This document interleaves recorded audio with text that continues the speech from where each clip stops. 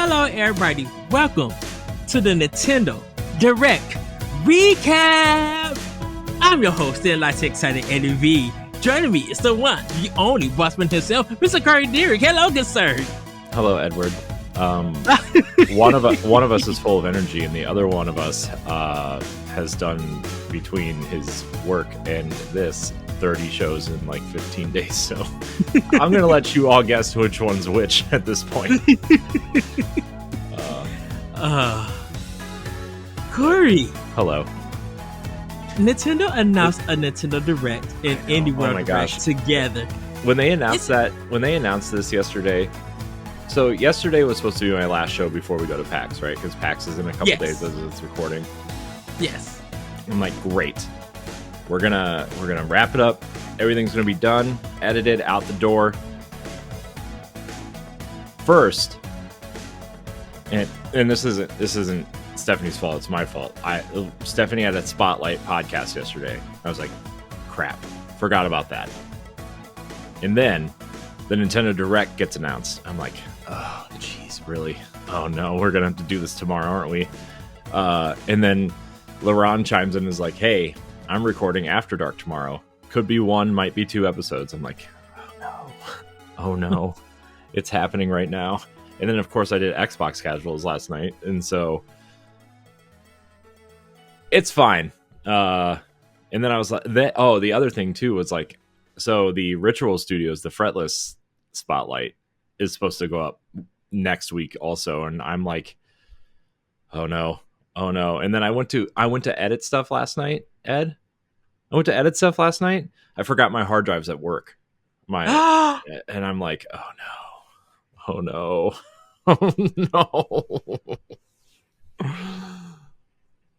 So here we are. So I have to, after this, I have to edit this in the After Dark episode, but then everything should be good to go before PAX. And then all I'll have to do is edit the PAX stuff. Mm-hmm. And I have to remember to send Cordy the files so she can do the shorts. But, yeah, we're going to talk about some Nintendo Direct stuff. Very, a lot of cool games announced. Well, I guess there's 2, right? The indie showcase and then the partner direct. So, yes. Which I'm gonna toot my own horn a couple times during this partner direct. That's all I'm gonna say. I'm gonna toot it real hard, especially at the end of it.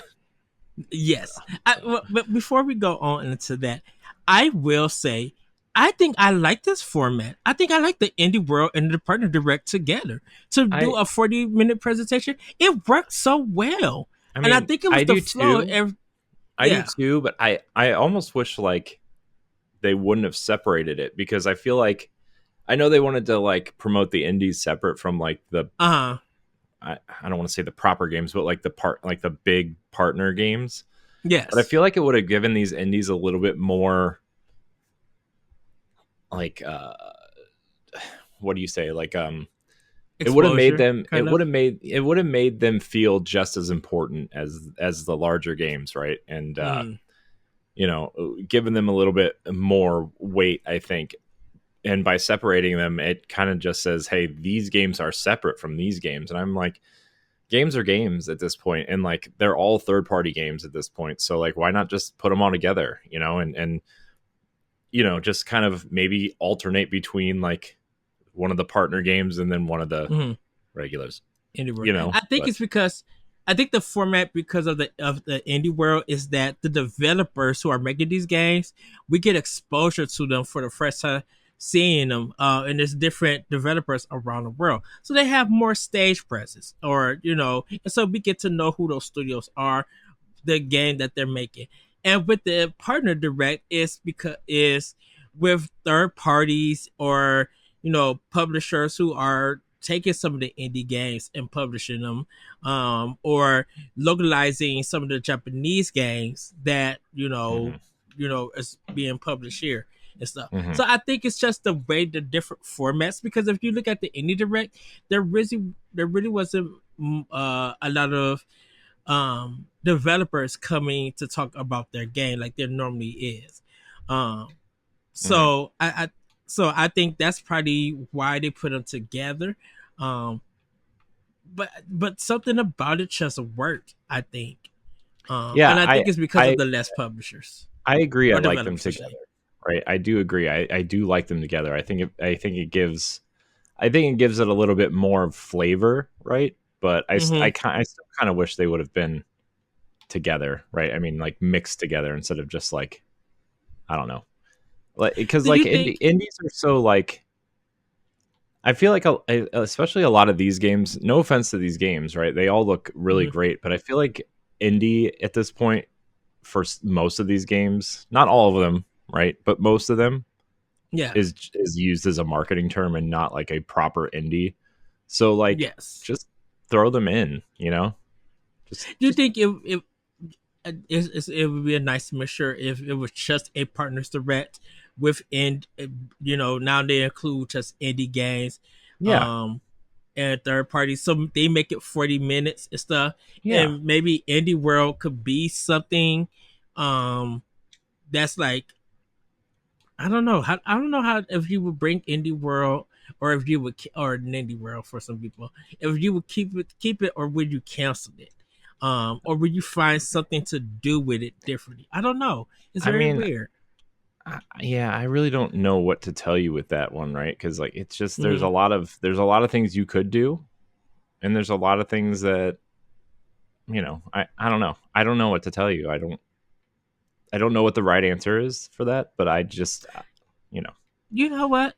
I think let's save this for our expansion pass, because I think after PAX, after we talk to those developers and stuff, we might get a good idea for it.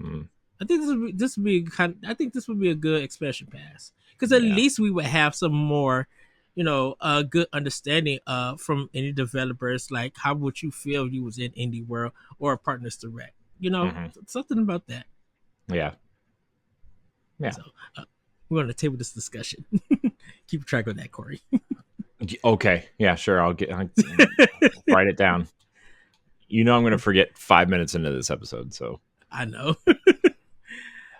Well, Corey, just like you said, we kind of like the description for the episode you recorded without me. Oh, wait. What? You know what? I'm going to Dragon Punch you. Are you? When I see you, don't touch me.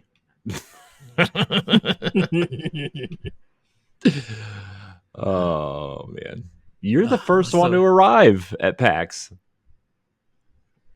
Oh, really? Yeah, I thought you were the last one. I thought you were the last one. Because that's why I said that me and you are leaving at the same time. Because you're leaving at 7, I'm leaving at 6:04. Yeah. So we're both flying. There and everything. So, but everybody, we're not here to talk about that. Sure, we are. Because there's nothing to talk about. Dude, this Nintendo Direct and this Indie World was insanely good. Like, we are eating good, and I know. I think it's. I messaged you and said I'm selling everything except for my Switch and like one of my Xboxes, because I'm never gonna buy another video game again for anything else except for Nintendo. Right, and the thing about it is we didn't have no game for December. Yes, we are getting Indiana Jones on Xbox, which I'm super excited for. I think that's December 4th. But we don't have anything on Nintendo's consoles after November. We're getting great stuff for November, but we don't have anything in December. So we kind of have a game. And it's kind of looking that 2025 is looking really healthy too, especially in January. Yeah, which makes me wonder. Which makes me wonder about the next console. Like I'm really like, I mean, I've heard a lot of things at this point from like both like on the vendor side and on the developer side. No, I'm not revealing anybody, but like it just seems like it doesn't matter what anybody says. Nintendo's going to do what Nintendo does, and they don't care what anybody else says or does, because they're gonna put it out when it's ready, right? And they're gonna put it out when their games are ready, and everybody's got to follow suit for them, right? And in the past that's been bad, but also like the success of the Switch, the next console is very clearly going to be at least somewhat successful, in my opinion. Yeah, because my assumption is that we're getting games from September till I'm going to say March because that's their new business quarter. When I was saying Mary that, I was just like, I think it's because it's going to be their new quarter. We got a lot of games because I'm just like 48 plus games plus the stuff that we got in the June Direct and everything that's also coming out of 2025. Like January is snapping. Yeah, and that and that doesn't include the games that weren't in this Direct or like were just maybe in that montage, right? Like the Plucky Squire went up for pre-order today at Best Buy from Devolver. Yeah, that game looks so cool, man. And it sucks because I can't pre-order it because I can't get it because I'm gonna be gone back. If they still have have it up by the time I get back, I'll try my best to. Dude, if Best Buy had Nintendo World Championships the day of release at Best Buy, they're gonna have the Lucky Squire or the Plucky Squire. Let me, so yeah, more Shovel Knight in this thing too. We'll get there, but yeah. I mean, we already knew the stuff that they announced, but still, I love seeing Shovel Knight. And I have questions for it and everything. So, but everybody, we're gonna start this off, and we're gonna go in the order, starting with the Indie Direct. Balatro is getting some new DLC called Friends of Jimbo. It's going to contain The Witcher Wild Hunt, Vampire Survivor, Dave the Diver, and Among Us. And it's going to be a free update that you guys can get now. It's available. And I believe it's that the cards are the characters and of the games, of those games and stuff. Yeah, they're not like adding the card game from The Witcher into this, right? Because Gwent already exists as a separate thing. Yes. So at least that's what I pulled from this.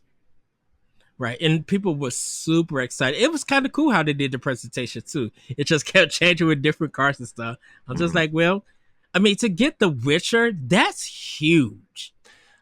Like, is it though? I mean, they licensed that IP out to quite a bit. But like, I mean, it is big, especially for like a studio like that, right? But like, I think, I mean, they have 2 games to promote in that series coming up soon, I guess. So like, why not put your cards in a game that is clearly very popular? That's literally like Game of the Year nomination for so many people, like because it's CD Projekt Red.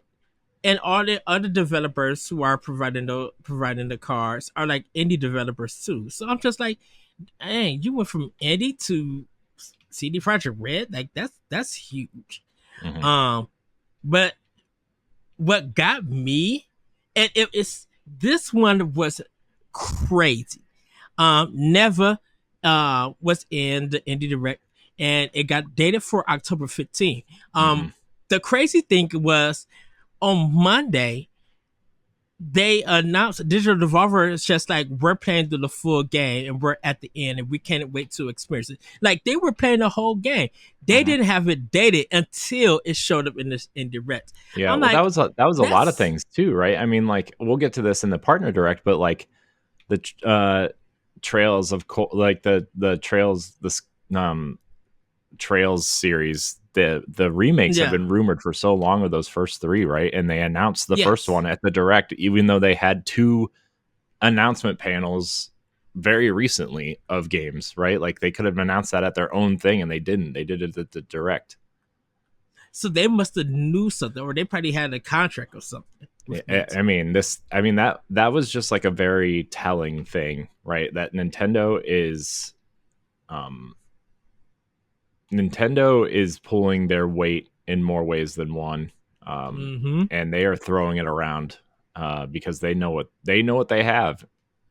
And like, the more and more of these games get announced, I'm like, man, this next console better be backwards compatible. But I also don't know when it's coming at this point. It's probably like exactly. It's like 2027 at this point. I don't even know. Which I don't care as long as the games are good and they run fine, right? Like, I yes. you know, I mean, we've gotten to that point where like, oh, I'm playing my Nintendo games and my indies on this thing. And then, you know, a few others because like, you know, we run this podcast and like, it's just very convenient. You know, even if I had a Steam Deck, I don't know if I would shy away from the Switch at all, really. For in a lot of ways. So I don't know. I've been thinking a lot about the Steam Deck lately, but it's too expensive, especially right now because we're leaving. And I'm like, oh right. No. We have Mall-Kubit, which is like a top-down shooter. That's spring 2025. Coffee Talk Tokyo is 2025. Yeah. That was amazing and great music too. I just finished Coffee Talk 2. So I'm like, to get this one in Tokyo, and then the way that they ended with one of the characters that's in the series, I'm just like, oh, this is gonna be huge. This is gonna be cool. Yeah, and, this game's kind of pretty big, right? I mean, that second one did pretty well, and I like, not that the first game wasn't big, but like I feel like the second one was like, you know, sometimes like indie games when they get a sequel, the sequel doesn't really do as well because it's you know, kind of more of the same, and people are kind of like not into it as much, right? Because it's hard to strike lightning twice, or lightning strike twice. That's how you say that, right? Jeez, I'm so tired, man. But I think they struck a chord and a feeling in people with this game, and like it's just a very special game, right? And so you know, we're gonna be talking to Toge Productions about it when we go to PAX, and I'm sure they're not gonna say much, but you know, we're friendly with them, and they've always been good to Boss Rush, and so and I want, because I kind of want to congratulate them on, you know, releasing this game or announcing this game. I think that's so cool, because right now it's like Coffee Talk is actually now, in a sense, a series. You know, it is. There's three of them. It's like exactly. That's, you know, literally the definition. That's the defining characteristic of series, is more than one. So good job, Ed. I mean, but to say that, you know, it's going to continue on and more stories could be told that people can enjoy. I know what you mean, and they can like set it in different coffee shops, and like they could make that the character that's in it, right? There's like a character that's in all of them, right? So like they can make that character like the like the connecting tissue, kind of like Sid from Final Fantasy, right? Where like that character can just be the connective tissue between all of them, but they can all tell different stories and have new characters and new features and new recipes and stuff like that. So after that, we got Sea of Stars DLC, The Throes of the Watchmaker, coming in spring 2025. Looks really cool. I re-downloaded that. I re-downloaded that game because this DLC looked cool. There's a train. Yes, it's straight Final Fantasy 3/6. Yeah, I'm just like, please let me suplex this train. But like that was a game that I really wanted to like, and like I initially was enjoying myself, but I just kind of, I don't know, it wasn't grabbing me the way I wanted it to. But it's not that I disliked it, so I'm gonna try again this time. You're playing no easy, right? Like, I don't remember, man. I don't remember. I'm gonna be honest with you, I don't remember. Well, probably because that's the way I like to play games, is not challenge myself a whole lot, which is why I'm excited for Star Wars Outlaws, the most 7 out of 10 game that does nothing new, and I'm like, perfect, give it to me. We'll have a discussion. We'll have a discussion about that, everybody, in the coming weeks. Trust us. Yeah. Power Wash Simulator Shrek DLC is coming out in fall of 2024. Morsels is coming out February 2025, which is a top-down cat shooter roguelite. Date Everything is October 24th. This is where you play as a person who could date everything in your house. The couch, the cabinet, silverware, a textbook. Someone. I mean, this reminds me of that one. Oh my God, there was another dating game that was kind of like this, where like it was like Boyfriend Dungeon. You could date like the weapons or something, but like all the weapons had like a human element to them or whatever. Yeah. That's how I was looking.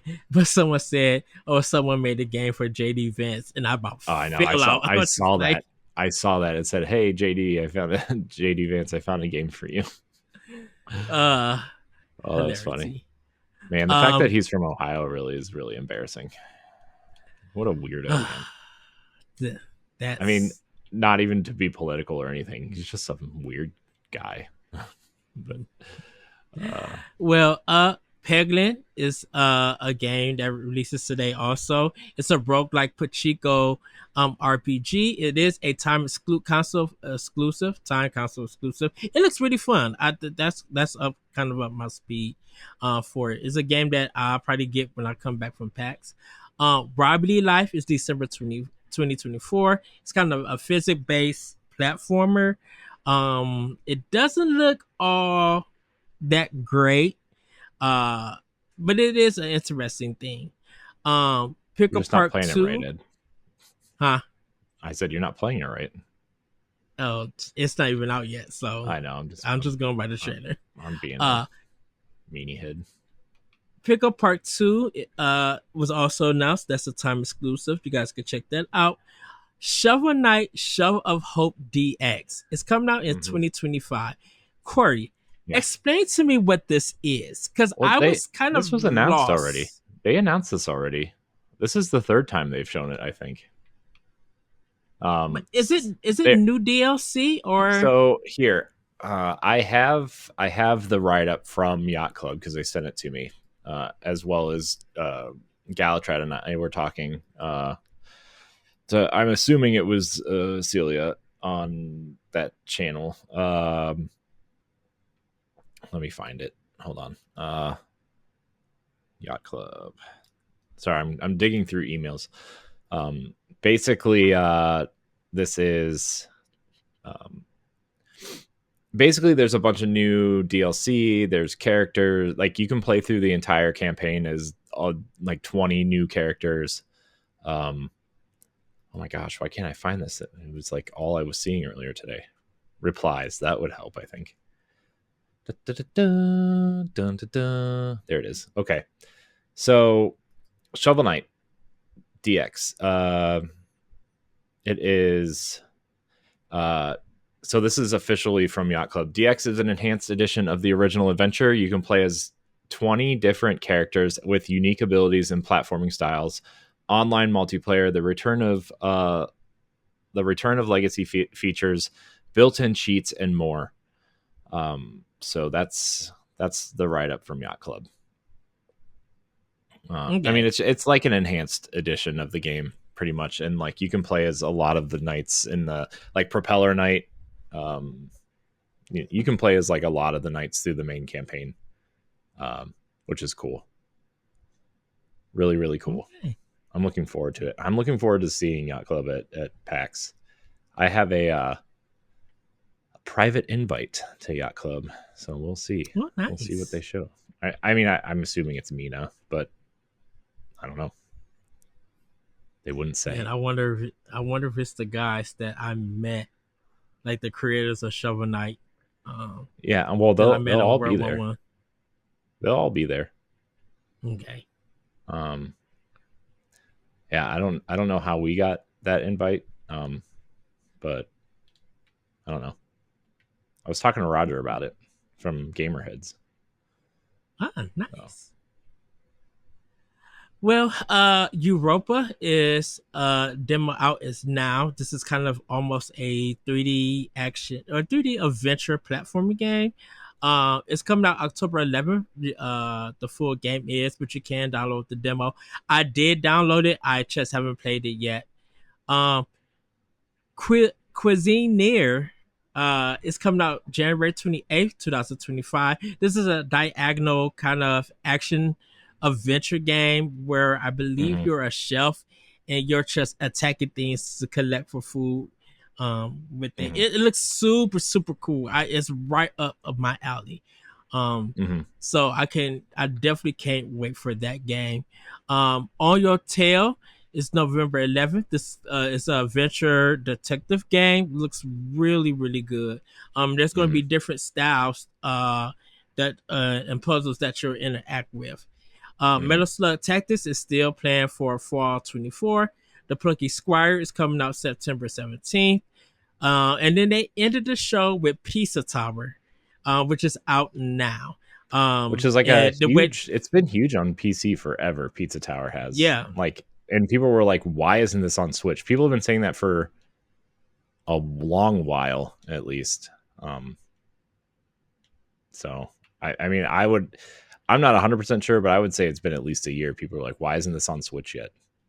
I think I because of the year. I think they probably were doing planning a Switch port, but I think they were probably trying to work on it after it came out for PC. Yeah, well, it's also one of those games that I think like people didn't realize was going to take off as much as it did, right? Yeah. No offense to the game, but it it's just one of those games that it's kind of like quirky and kind of unassuming a little bit, and it's just fun to play, right? I mean, so that's what I've heard. At least I haven't played it because I don't do the PC thing, Ed. Nor do I. PC to me means pass the controller. You know what I mean? Wow. Play console. I know some people were just like, "Oh wow!" It not that it was cringe, but it was kind of funny. Oh, the lady saying, "Where did you get that pizza from at?" And he's just like, "I got it from that tower over there." I'm like, "Oh, Pizza Tower." And then they showed the reveal. I'm like, that's kind of cool. That was kind of fun. That's clever. That's fun. It's fun. So let people have fun, guys. Games are fun.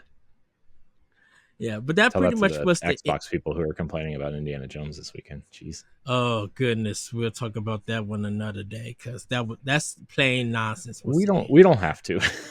We don't have I said that's why I said another day. Oh man. And so after that, everybody, great indie, but it was a great indie where I'm definitely looking for, of course, of Never. Like that's my game of the month for October. I still haven't picked up Balatro. Coffee Talk Tokyo, I'm definitely going to be getting. I'm definitely going to be downloading the Seal Star DLC. Power Wash Simulator. The Shrek is a pay for DLC, everybody. Pat's excited. Yes. Pat loves Power Wash Simulator. Power Wash. It's really fun. It's a relaxing game. More Souls, I'm definitely going to be picking up. I'm not going to do the Shovel Knight, Shovel Hope DX because I think I got all of what I need from Shovel Knight. And then Europa. Support Yacht Club, man. Got to support them. I know. I'm ready for Mina. Shovel Knight and Europa, I'm definitely going to be... not Shovel Knight, sorry. Europa and Cruising Near, I'm definitely going to be buying when those games release. Yeah, and Europa looks awesome. Europa looks awesome. I'm very excited. It looks... I love the artwork, but I need to hear the soundtrack. It's like Wind Waker and Breath of the Wild mixed together. That art style, and I feel like that's the game that like the art style is what like. No offense to Dungeons of Hindenburg, but I feel like that's the art style they were going for, and for me didn't quite pull it off. And it looks really good. Europa looks awesome. I cannot wait. I've been following that game for like a year now. Because the developer left Blizzard to develop it himself. Yeah. Which was cool to see. So. He actually put a tweet out today talking about it. Yeah. I had just caught it like later on before we got on. And I was like, oh, I didn't know that he left Blizzard. And I think the way that I think it's going to get a good reception. And even if it's just a digital version, I have a big feeling that a lot of people are going to buy. It really, like I said earlier in our past Nintendo Power Block episodes, I really feel like indie is coming back this year.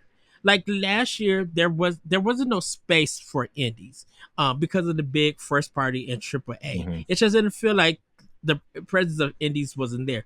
But this year, it feels like it's coming back, definitely on Nintendo Switch.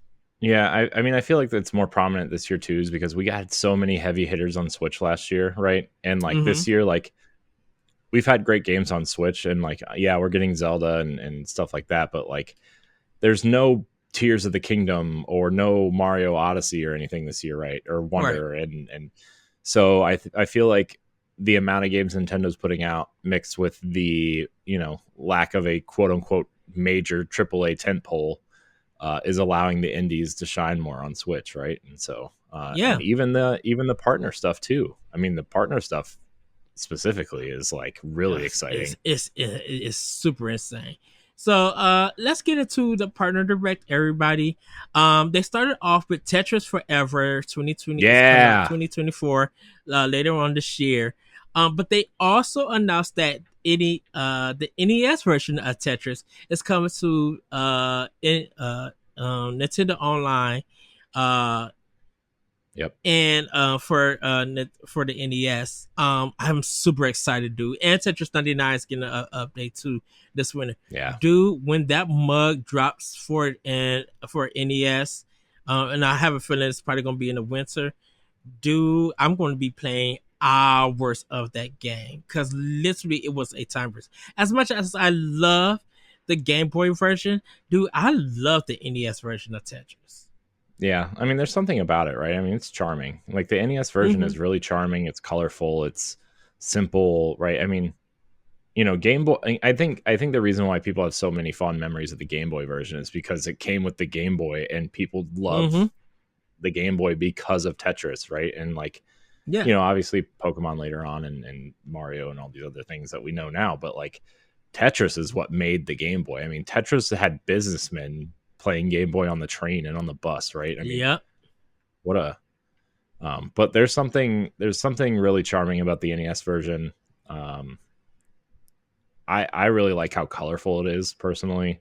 I mean, that's where the iconic box art comes from the Game Boy version, honestly, is the NES game, really, how colorful it is. So still got to give a shout out to Tetris Effect still. I love Tetris, dude. Did you see my tweet about it earlier? My Tetris tweet? He's like, Tetris! Well, that, but I also said when you currently run out of ideas for Tetris, just release them all in one box. That is true, yes. And I could honestly say I'm definitely buying this collection because I played none of these games. It really feels like most of them were all Japan. Famicom and maybe Super Famicom. Like there was stuff that I just have not heard of these versions of Tetris. So today was like my first time hearing it. I'm like, oh, I'm definitely buying this. Shout out to Digital Devolver. Digital Eclipse. Digital Eclipse, yeah. They're doing the port. I got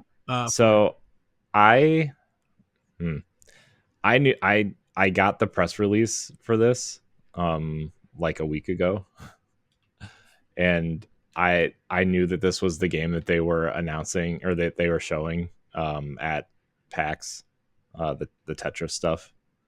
Well, I don't know if you're going to be able to play it, but they're definitely taking interviews for it because they said an unannounced collection in the PAX release, and then I got a bunch of press releases from Atari about it, so I knew they were doing something with this, which was cool.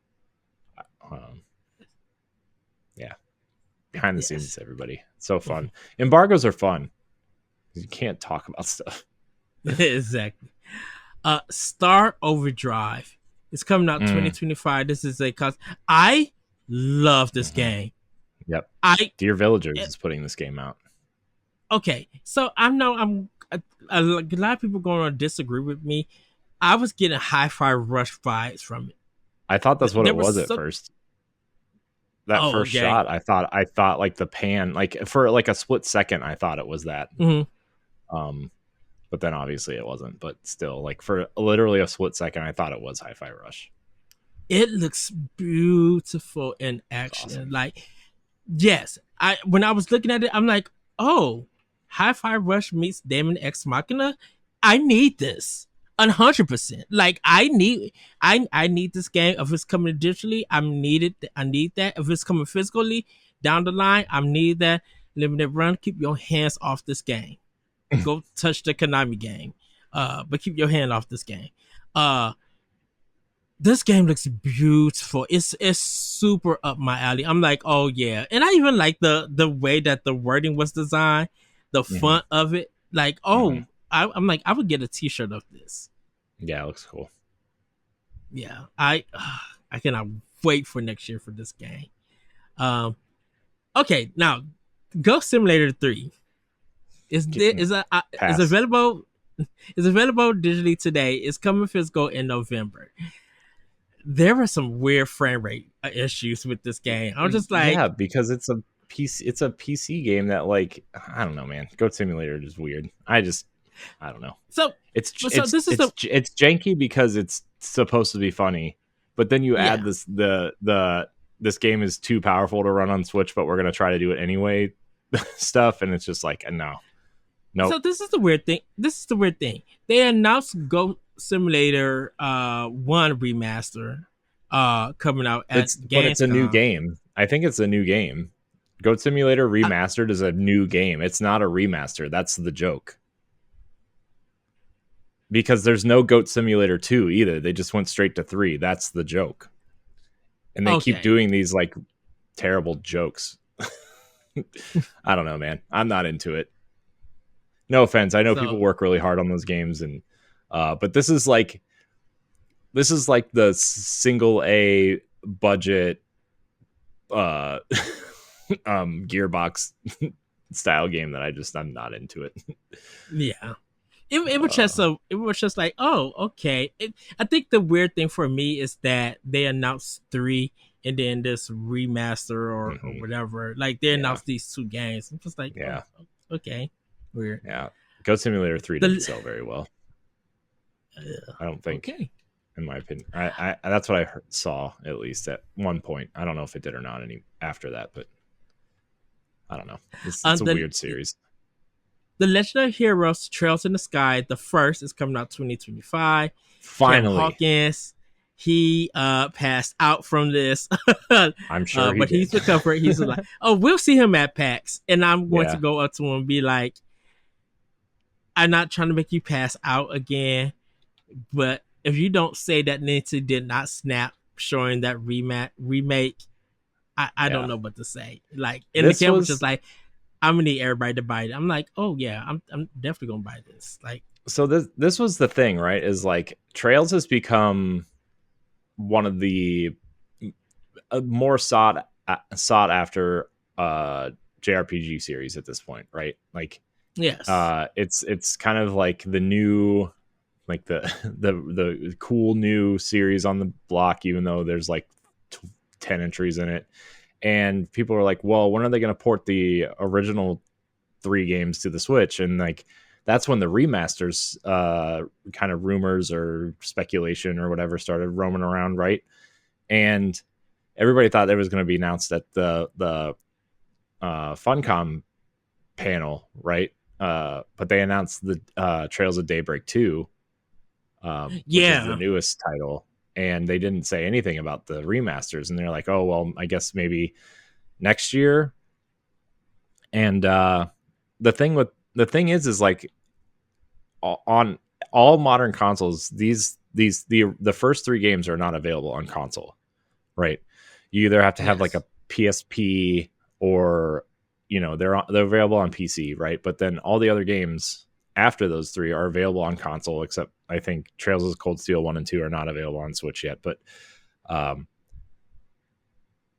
this was a huge get, I think, because I was like, should I start this series? Where do I start if I only am playing on Switch? And people are like, well, you should start with Zero and Azure, but that the rumored of the remasters are coming, so maybe you just wait for that. I'm like, okay, well, I will wait for the remaster, because I don't know really anything about this series. I know Pat's been playing the series. I know he's been playing Cold Steel. Yeah, I will say, I know there's a lot of talking in this game, and I'm just like, are you serious? Where's the fighting? Where's the battles? Can I grind it? Like, well, I think it's about the relationships, because the story's been the same story for 10 or 11 games at this point. And I think that's what drives people to play these games at this point, is the story, not necessarily battle system or anything, because it looks like a relatively simple kind of action RPG at this point, right? Like that's what it looks like. Yes. So it has some Valkyrie profile vibes to it a little bit, with the button, like the face buttons being different moves. I know Valkyrie profile, they're different characters, but they represent different moves. So I don't know. I think this remake looks cool. This might be where I jump in. This seems like the best place to jump in if you haven't played yet. Yeah. And this was a big get for Nintendo. This was probably secretly the biggest announcement at this thing, in my opinion. I will agree. Yes, I definitely would agree. Because I didn't expect anything from them. And this just came out of nowhere. So like Nintendo got a good one. Yeah. Star Wars Hunter Season 3, September 26th. Stalker Mark Legends of the Caravan's Zone trilogy. Mark Caravan's really excited for Star Wars Hunter Season 3. He posted that trailer in like 17 different places today. I was like, oh, wow. Man, I wish I was as passionate about something as Mark is for Star Wars. Stalker Legends of the Zone trilogy is coming out in November 2024. I had to ask Nick from WSD and Beyond, shout out to them. Was this the first 3 games? Or like I don't know if it was like the main, like the first game and then it's DLC. It's from Did he answer you or? He did answer. Give me a sec, everybody. Because I know he's hyped for the new Stalker. And from the reviews from the reviews of the new one from Gamescom, they said it's going to be a bona fide hit. They said it's like really, really good, and they're still developing. He said it looks like you're getting it all. Now I don't know how it's going to then he would run on Switch though. So I guess all the ones probably like Metro and like all those first person shooters that are on Switch. Which, to be fair, there's some good first person shooters on Switch, but there's also some first person shooters on Switch. Right. And like Stalker was just a straight PC game for the old ones. So question is this a Microsoft property? No, it's GCS Game World. Microsoft just has the deal for Game Pass. That's all it is. And the marketing for the second one. That's all it is. Okay.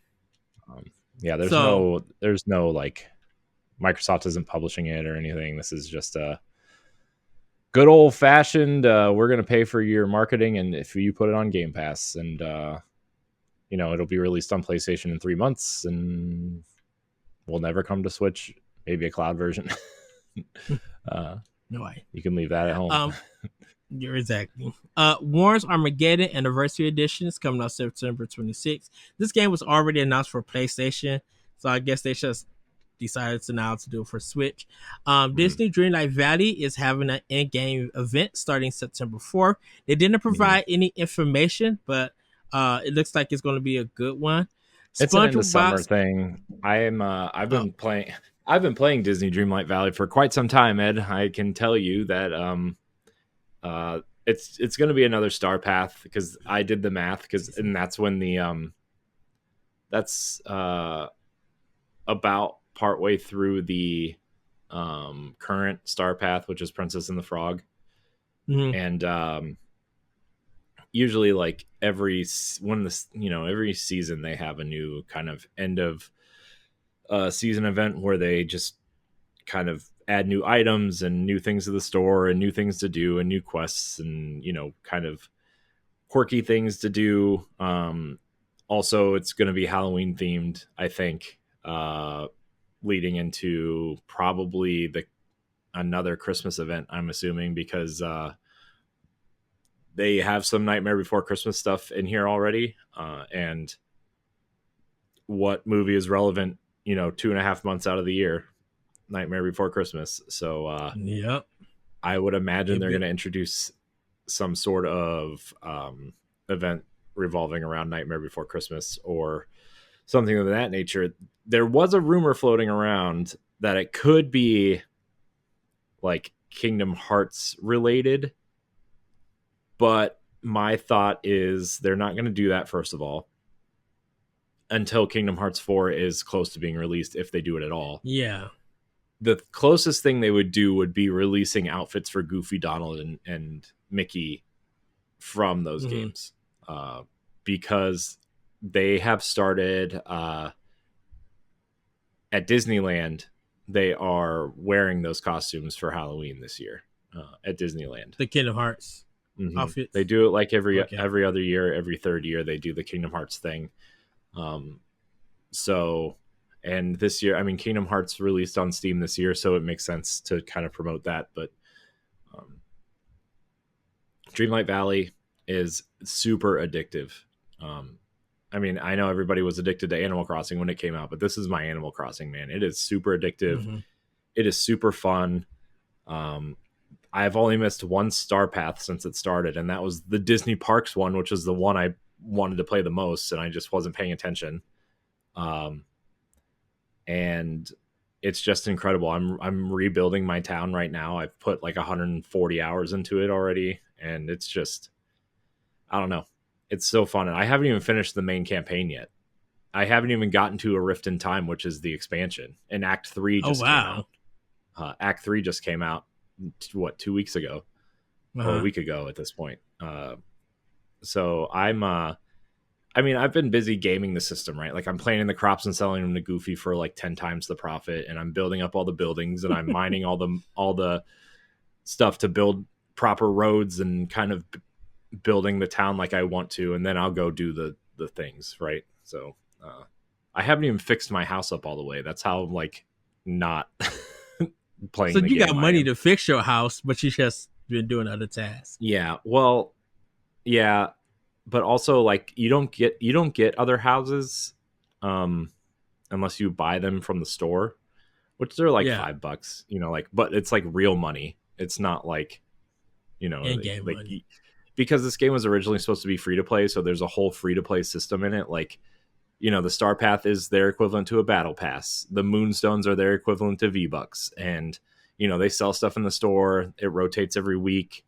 And the stuff in the store, to be fair, since they announced that this was a paid game and not a free to play game, has become much cheaper.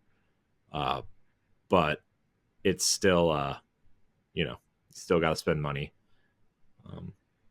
But anyways, I'm having a blast with it. I'm excited to see what this end of summer event is.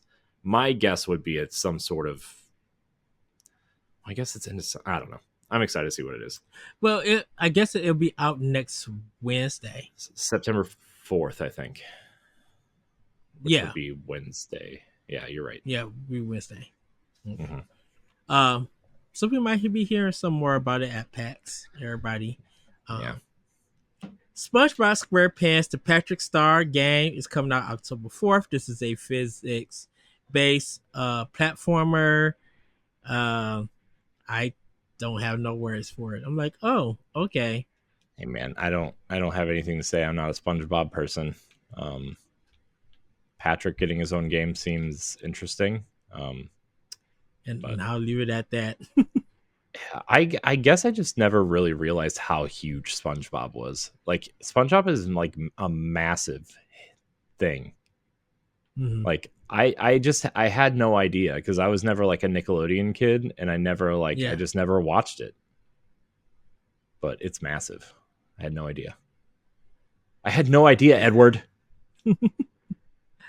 Well, Fitness Boxing 3, Your Personal Trainer, is coming out December 5th. It's now going to be 6 new trainers, with 2 of them being brand new. They're going to have 30 new songs that you can box to. So if you're into that, I think that series has been successful. I don't know how many people are buying it and stuff, but I think a lot of people who do get it, like, really get a good workout for it. So shout out to them. Capcom Fighting Collection 2 is coming out in 2025. They did mention the Marvel vs. Capcom collection also. that which is coming out digitally on September 12th, physical and on November 22nd. People already have done their pre-orders for the physical version. I think the digital version of physicals dropped today, pre-orders. But the game's going to contain Capcom vs. SNK Millennium Fight 2000 Pro, Capcom vs. SNK 2 Mark of the Millennium 2001, Capcom Fighting Evolution, Street Fighter Alpha 3 Upper, which I don't know which one that is, Project Justice, Power Stones 2, and Plasma Sword Nightmare of Blister. Dude, when they showed Power Stones 1 and 2, I about lost my mind. Yeah, Power Stone is a big get. Like Power Stone is like, I mean, people were just talking about Power Stone the other day, right? Yeah. God, I feel like Matt Storm brings Power Stone up a lot on Twitter at some point, and like it's just like, oh my gosh, it's everywhere. It's finally here. People are getting their Dreamcast revival. I wonder if Dreamcast go ahead. Because Dreamcast has been trending. Like the system itself has been trending. I know. I'm still shocked there has never been some sort of like Dreamcast collection on the Switch at any point. Yes. You know, like, or at least sell those games a la carte or something, right? Like Sonic Adventure 1 and 2 or anything really. It baffles my mind. Like the Dreamcast, like I don't know if it's because of all the licensed music or like, you know, like Crazy Taxi, I feel like would be huge on the Switch or something like that. Or yes, Check Radio, or I don't know, man. I feel like they're leaving money on the table, but I also don't know how. Like I don't know what their licensing terms were, or you know what I mean. Like, is that music all licensed, or was it all original for those games? You know, there's singing. Right, Crazy Taxi is definitely licensed because when they did the PC version, they took all the licensed music out. Yeah, I knew Crazy Taxi was, but I meant like Sonic Adventure and stuff like that. Oh, yeah, that was all in game. So, yeah, that's going to be a huge get. So I'll do my pre-orders for that next year. Won't worry about that. Atelier Yumiya, The Alchemist of Memories and the Envisioned Lands, coming out 2025. It looks that game looks cool too. Yeah, it does. So everybody go check out the trailer. It's really good. So we could do 1 and 2 HD collection. It's releasing March 6th, 2025. I'm super excited. It's getting the physical version, and I cannot wait. I'm super excited. It looks really, really good. I'm like, Konami's trying to get back. Oh, go ahead. Oh, I was gonna say, were we the ones talking about like we haven't heard anything about those games in a while? Yeah, like, yeah. Man, everything's coming up this week. Yeah, because I think they mentioned a delay for Suikoden. And Konami just didn't say anything, and so now people were just like, they started bringing it up. Be like, yeah, what did happen to Suikoden? Konami just like, we're still going. We got the date. Here it is. So Konami's something. Look, Konami's trying to get back in that. Konami's trying to get that bag. If with the games that they announced and stuff they had kind of released, besides the Metal Gear trilogy, there's things about that. I'm gonna leave that over there. But yeah, like Konami trying to get back in that good old grace of getting that bag. Dragon Quest 3 HD remake is released in November 14th. Castlevania Dominus Collection. Yes, these are the DS games, the real big one. Dawn of Sorrow, Portrait of Ruins, Order of Ecclesia. This is all on that was on 3D, the DS. They got Haunted Castles Arcade and Haunted Castle Revisited, which I think that was the PSP version of it. Those now the games are available, so you guys can play it.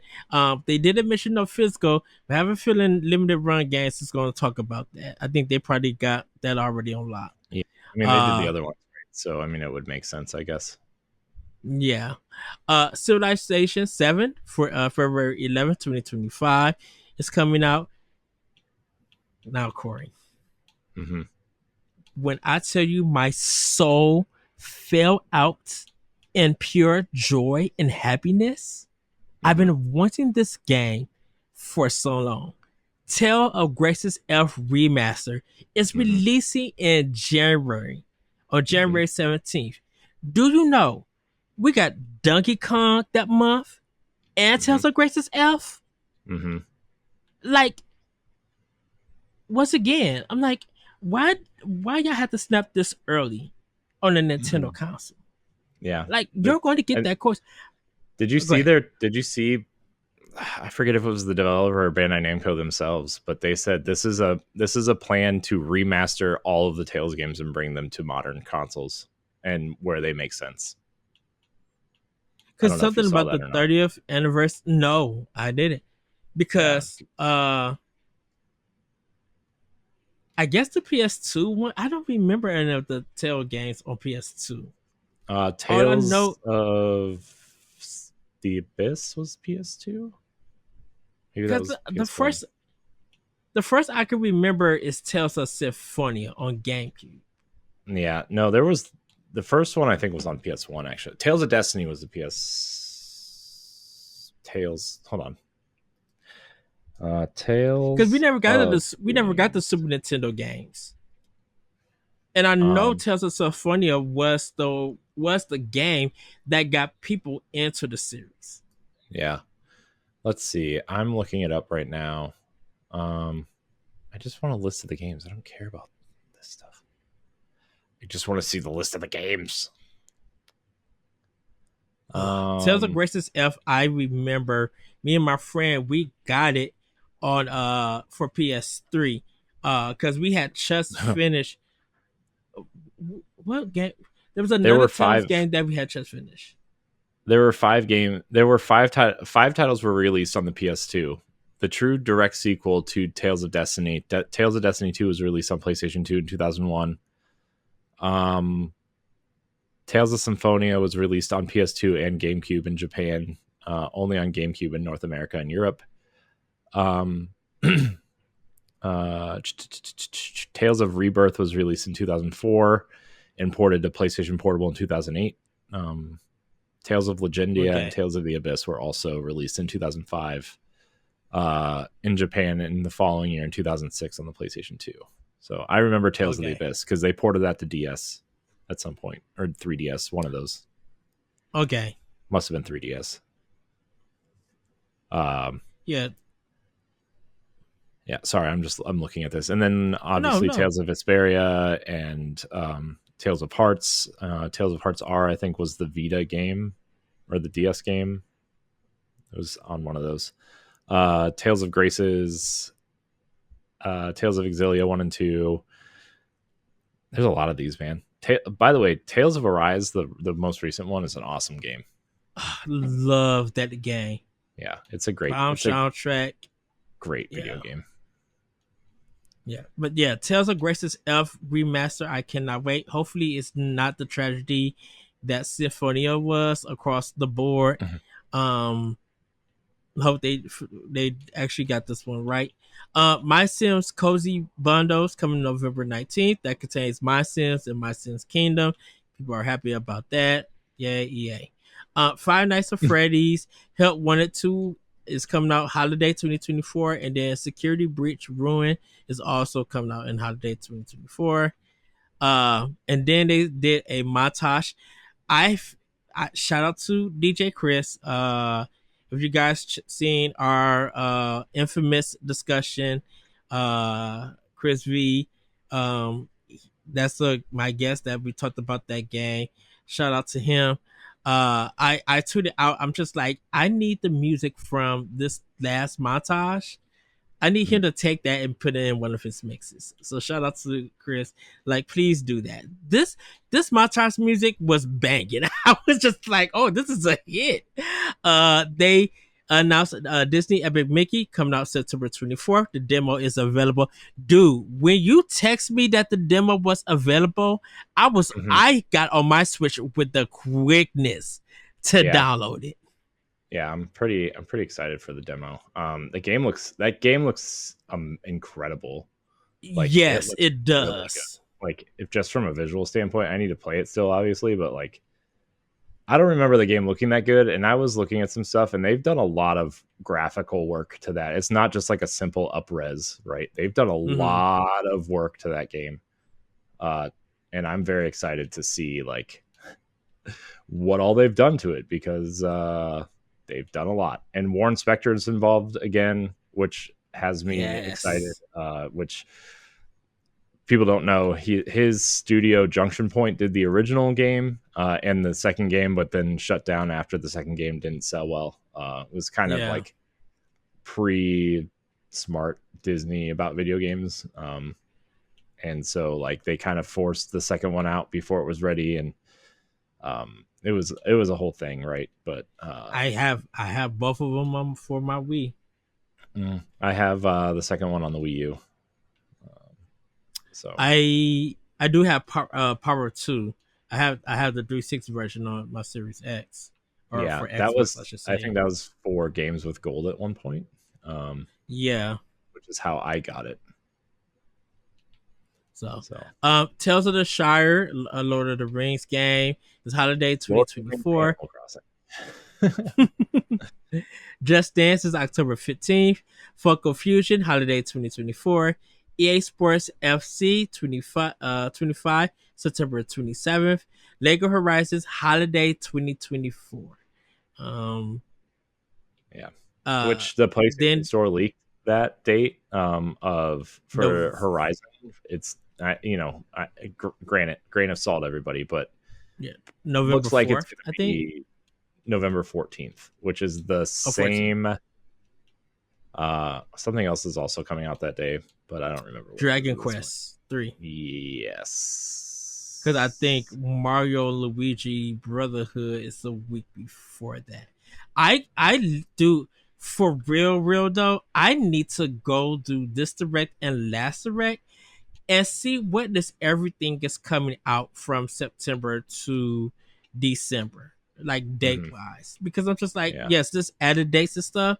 We got a lot of 2025 stuff, but I want to see how stacked it is.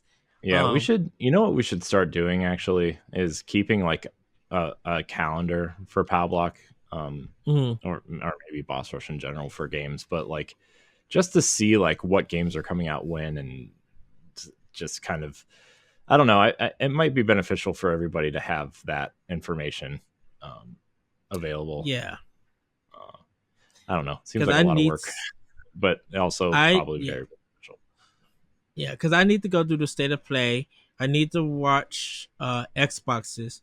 I know Gamescom had some reveals, some date reveals for Xbox.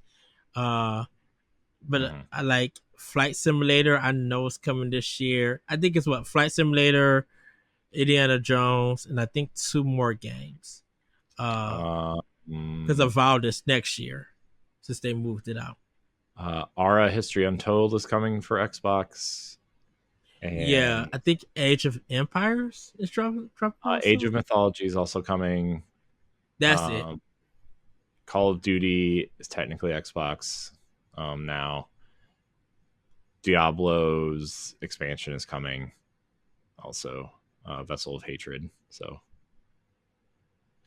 there's a lot that I'm not really that interested in, but there's a lot, man.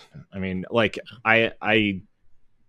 you, even if you're not into the games that are coming out, you can't disagree that there aren't games coming out. Like, I feel like people are, especially like for PlayStation, people are like, oh, PlayStation has no games. And I'm like, have you, like, just because it's not for you doesn't mean like there's no games. Have you seen their roster? Stellar Blade, Rise of the Ronin, Helldivers. Like, I don't know, man. And Xbox also, like, there's a ton of games out, It's just, I don't know what people want, man. I think people are just playing games wrong.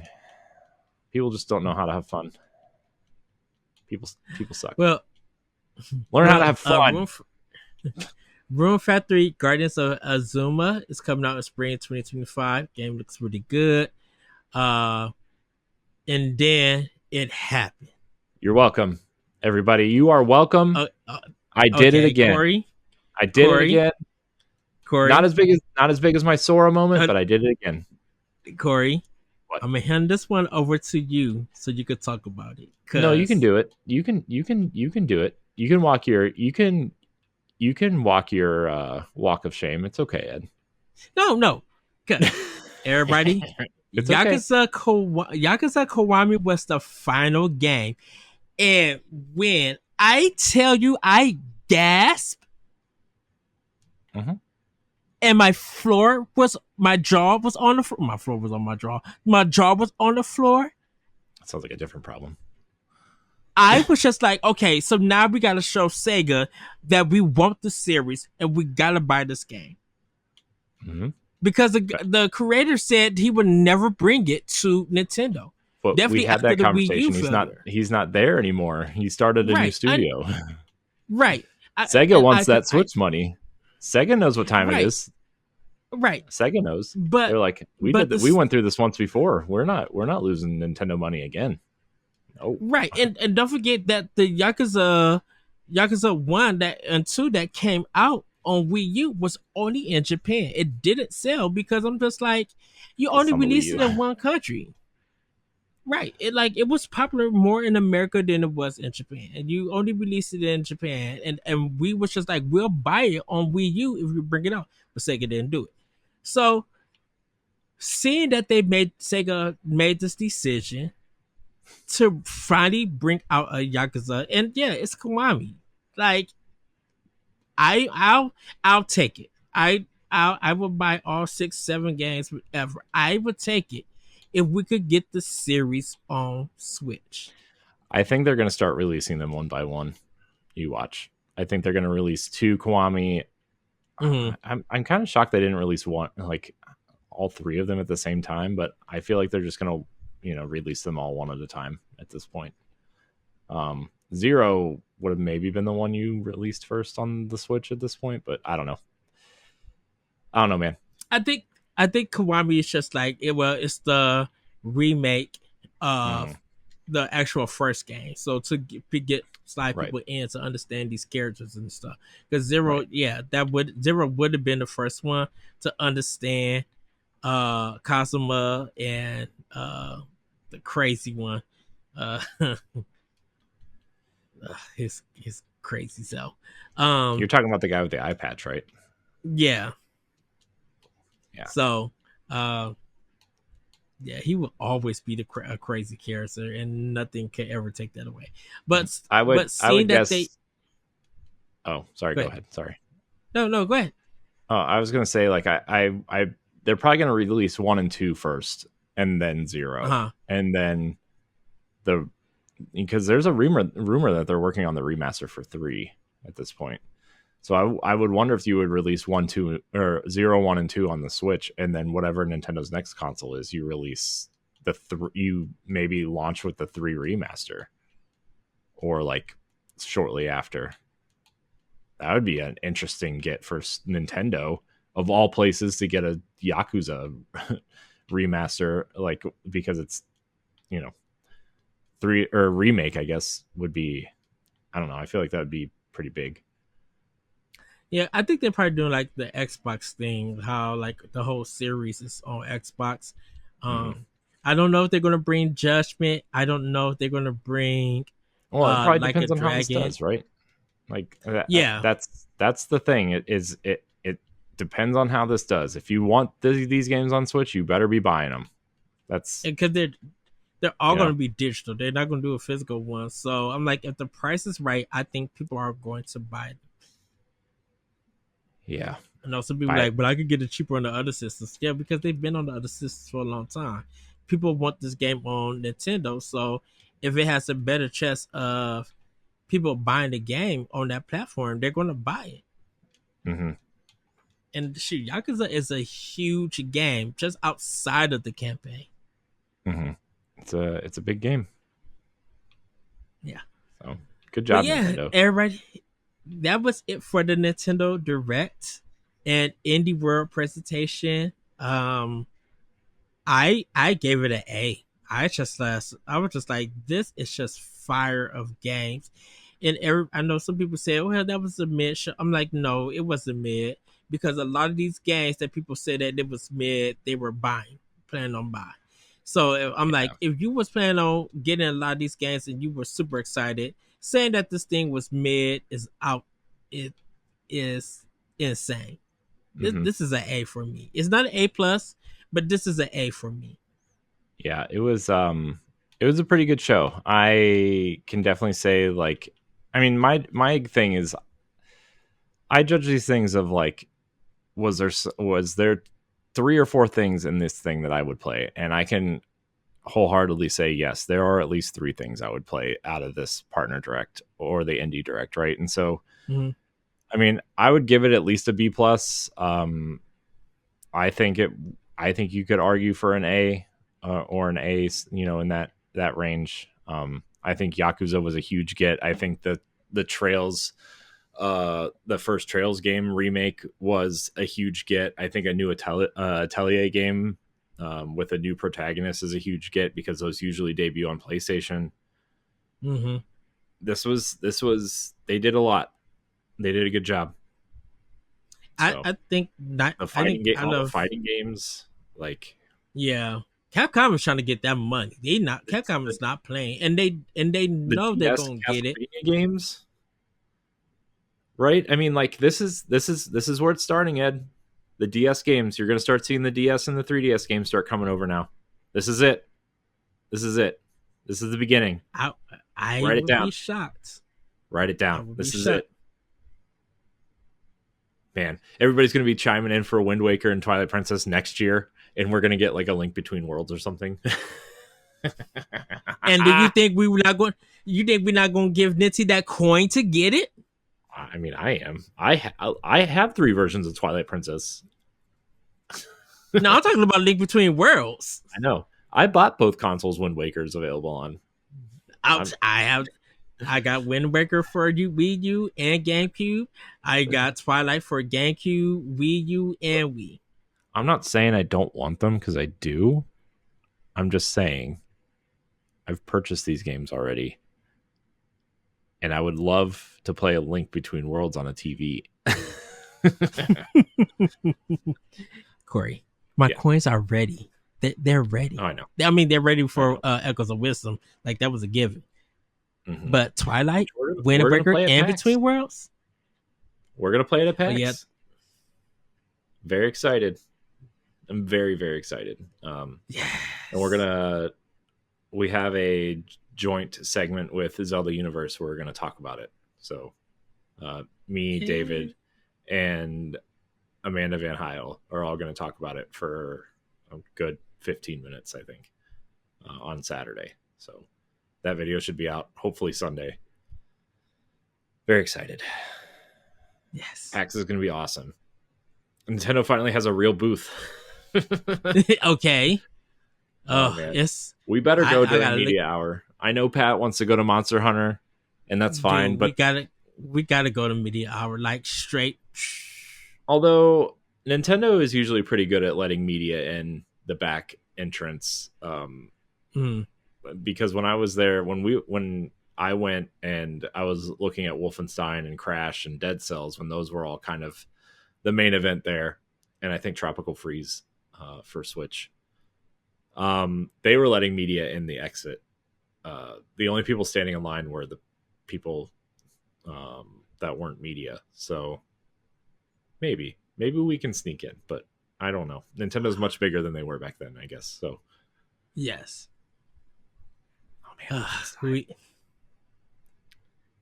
I finished Wolfenstein: The New Order, by the way. Very good. Oh, yes. That was the first one, right? Yes. Yeah. Did you? Yep. You didn't finish the second one, did you?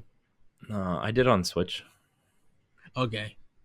I love that game. I had when I played through for you, everybody out there. I played through Doom, Wolfenstein 2, and Youngblood all on Switch. I didn't finish Youngblood, but I've played the other 2. Finished them for you. I think I got Youngblood on Xbox. I gotta check. But yeah, doing Wolfenstein 2, the New Colossus, on Xbox. Like, I beat it on PS3, PS4, And I'm just like, man, this game is still good. I'm like, just a great story, cinematic. Like, it's a game that I just love. I'm like, yeah, this is really good. Definitely when you get the shotgun and you just popping folks. Once you get the shotgun, it's all over. Yeah, it's so yeah, have fun. But everybody, that's it for the Nintendo Direct. Out of the partners, it's Yakuza for me. I am gonna get Rune Factory. Tales of Grace is F. Castlevania, I'm gonna get when I come back from PAX. And talking to Nintendo. Dragon Quest 3, Suikoden, Arterial Yuma, the Capcom Fighting for me. Let's see, Legends of Heroes, Star Overdrive, and Tetris Forever. Like those games, I'm definitely gonna get. Everything else looks cool that I would probably pick up like on a sale. Maybe. Disney Dreamlight Valley, I would have to install the game again because I took it off. But yeah, and Lego Horizon whenever they release it. Yeah. Final Fantasy Freddy, nah, I could pass on that. Funko Fusion, I definitely could pass on that. Funko Fusion is something. Yeah. But yeah, my highlight would definitely from the partner direct, Tales of Grace's F was my highlight. And then never been dated for the indie direct indie world presentation was a big one for me. Any one for you, Corey, for the, like one game from each? I mean, in terms of the indie direct, Neva is definitely something I'm looking forward to, just because I love Gree so much. Which we're gonna fight Jacob McCourt at PAX because he's playing Gree right now. He's not into it, so we're gonna give him some backhands at trivia. One of the trivia things. So look out, Jacob. Yes. We're coming for you. We don't have words. Neva looks cool. Although I did have a discussion with him on the Boss Rush podcast about it because he was on to promote the trivia. Yeah, that episode actually. By the time when this posts, that episode is out tomorrow, so you'll be able to hear it. And I said that is definitely you have to be feeling it in the moment style game. It's definitely a time and feeling style game. You can't just like, oh, I'm playing, Shooter McShooterson over here, and I'm just gonna go over here and play this, right? You have to like prepare yourself and kind of just be like in the mindset to play that game. So I understood where he was coming from, but no excuse. Just the beautiful art and the animation and the music. There's just so much. Everybody, we did a Talk the Walk for Gree.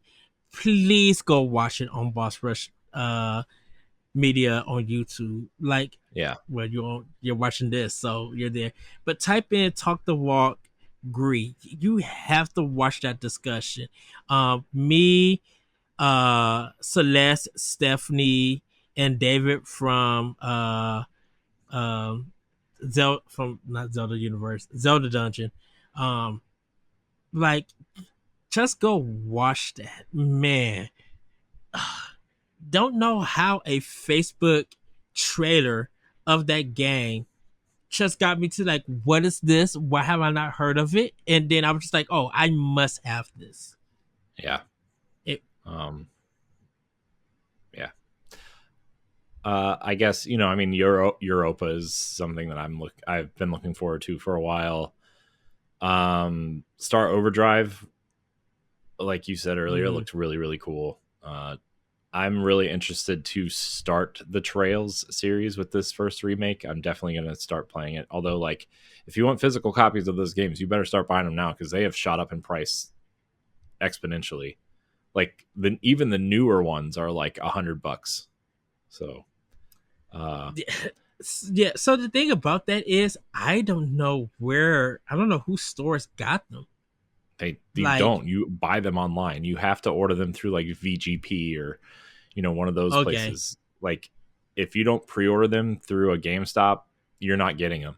Oh, I mean, it's one of those games where like they're not popular enough to carry in store, and most people buy them digitally on PC or PlayStation, right? And so the Switch versions, when they come out physically, are really hard to find. Yeah, because I didn't when I started seeing them, I'm just like, who published this? Yeah, like I didn't know who was publishing them. Yeah, sorry. I'm also really interested in the Castlevania series. I mean, we've talked about it quite a bit. Where like I've never really like played Castlevania, and I know the Game Boy Advance ones and the DS ones were very highly, in particular. So this is a cool series. I need to play those soon. Obviously, Epic Mickey, very excited for. League of Horizon, I'm pretty excited for. I will probably play Tales of Grace's F. I never played it originally, but I love Symphonia and Vesperia, so I will play those in Arise. So, yeah, and I will probably buy the Capcom Fighting Collection, not because I'm into fighting games, but like for Power Stone alone, I will definitely be buying that. Power Stone, it's an all-time Dreamcast game, no doubt. Power Stone is awesome. I think if you were to list a top 10 Dreamcast games, that would probably hover somewhere between 5 and 8. I'm not even ready to make that list yet. No. I would have to literally talk with someone, fight with someone to even make that list, because of how much goodness that system of games that it has. It's literally impossible. Yeah, because it's just like, Soul Calibur, that needs to be on the list. Soul Reaver, that needs to be on the list. Don't forget Blue Stinger. I'm just kidding. That's on my list from just a nostalgia point. Not even. It's not that good, everybody. But then it's really not that. It's like a solid 6. But like Crazy Taxi, Jet Force, not Jet Force Gemini, Jet Set Radio. Like Jet Set Radio has to be on it. Like that is no denial. Because that started like the cell shaded kind of genre of graphics for games. Like how do you make a top 10? Yeah. Well, we're not gonna have that discussion now. We will do that another day for maybe an expansion pass or something. I don't know, or maybe a bonus thing. Or Street Fighter 3 Third Strike on Dreamcast was everything. Yes. Well, but everybody, that's gonna be it for this Nintendo Direct recap. Corey, thank you for joining me. Everybody, yeah, man. Let us know on our Discord or on our Twitter which games did you enjoy, which ones are you looking for, have you added them as your most anticipated game? Like, we want to know. So hit us up on Twitter, hit us up on our Discord at Boss Rush. We would definitely like to know. Corey, I guess I would see you at PAX West. Yeah, see what time is it? 11. I mean, I'll see you in about 36 and a half hours as of this recording. So we're going to record an episode on site of POW Block, and we're going to record a Boss Rush podcast on site. And then we have a bunch of interviews that we're doing with guests of various sizes that I'm quite excited for. So yes, I'm trying. Well, I'll tell you offline. Me and David and hopefully maybe LeBron will be able to record a Alien Romulus Spoilercast. We're going to try. Me and Nelly are going to do an expansion pass about PAX, because she wants to record. So we're going to try to record something soon. Yeah. Oh, she Nelly's is going to be there. Oh, yeah, what? Nelly's going to be there. Oh, snap. Yeah. Kids still say snap? I don't know. Yes. I don't know. I think she's getting there Thursday, or she might get there Friday. But yeah, she's going to be there. So awesome. we're going to be meeting up. Grayson is going to be there. Roger's going to be there. Matt Storm is going to be there. And they're all going to be on they're all going to be on our bonus podcast. They are. I'm not kidding. I know. So I have to tell you the list, Ed. So we'll get there. I don't want to spoil anymore. Yes. Adam from I know. Nope. No more. We don't want to ruin the surprises. Respawn Aim Fire. He's going to be there. Yeah, and everybody go check out his the latest Boss Rush. And if you list everybody that's going to PAX, we're going to be here for another 3 hours. No. I'm just saying. I know. I'm just saying. Check out the latest Boss Rush episode, everybody. With that, everybody, have a good week. Have a great weekend. Enjoy the Nintendo Direct Indie World Showcase. We watch it again, and we'll see you next time on the Nintendo Direct recap. Bye, everybody. Goodbye. If you want to see how you can become a Patreon producer, head on over to patreon.com/BossRushNetwork.